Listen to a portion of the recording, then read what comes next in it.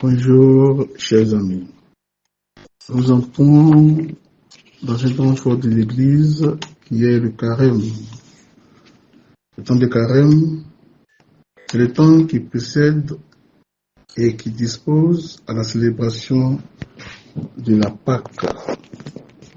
C'est donc un temps d'écoute de la parole de Dieu, un temps de conversion, c'est-à-dire un temps de réconciliation avec Dieu et avec les autres. Et donc, l'écoute de la parole de Dieu doit susciter en nous ce désir-là de correspondre à ce que Dieu attend de nous, correspondre à sa volonté.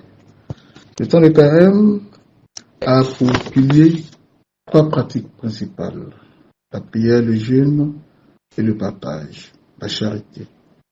Ces pratiques expriment, comme je le disais, notre désir de retourner au Seigneur, et nous devons pouvoir en vivre de façon sincère pour pouvoir entrer, purifier et renouveler dans le mystère pascal. C'est un temps de plénitude, c'est un temps de joie. Le temps de carême est un temps de pénitence, mais ce n'est pas pour autant un temps triste. C'est un temps de joie, c'est un temps de grâce que nous devons mettre à profit pour nous renouveler intérieurement. Un temps privilégié pour intensifier le parcours de notre conversion. Et je voudrais insister un peu plus sur le troisième pilier que nous avons énuméré, qui est le partage. Si la prière nous met en relation avec Dieu, si le jeûne nous met en relation avec nous-mêmes, le partage nous met en relation avec nos frères. Partager avec l'autre. Être sensible à la cause de l'autre. Être sensible à la condition de vie de l'autre, à sa situation. Partager ce que nous avons, aussi ce que nous sommes.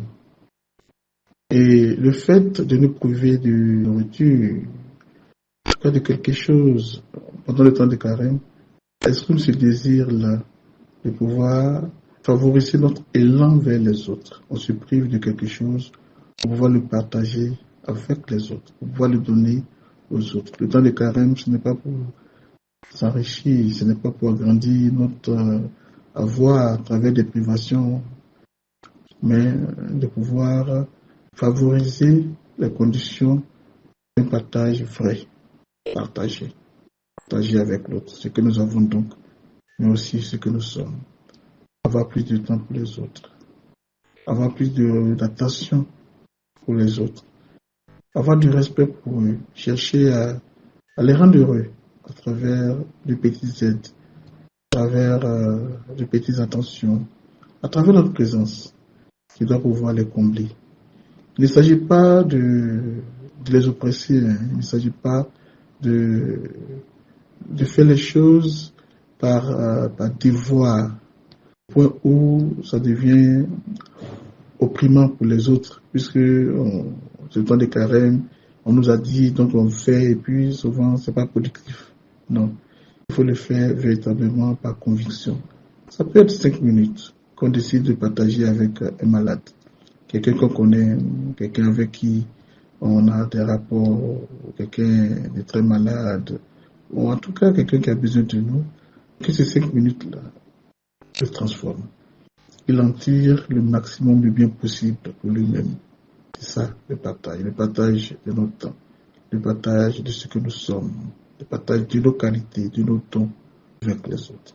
Voilà. Que le Seigneur nous inspire une charité plus inventive, que nous sortions des sentiers battus de ce qui se fait traditionnellement pour inventer de nouvelles voies d'accès aux autres à travers la charité, à travers le partage. Bon temps de carême.